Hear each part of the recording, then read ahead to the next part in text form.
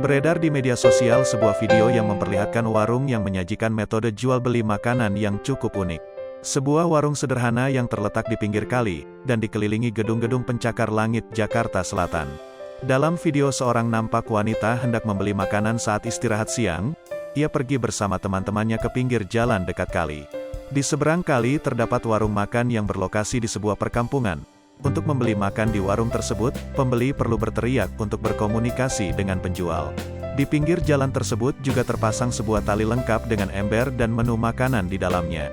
Pembeli memesan menu yang tertera di sana, kemudian meletakkan uang di dalam ember, kemudian penjual akan mengerek tali.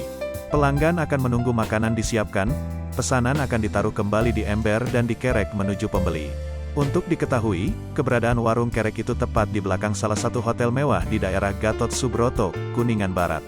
Banyak pelanggan yang mengaku keberadaan warung kerek ini memudahkan para pekerja di sekitar untuk mendapatkan makanan dengan harga yang murah.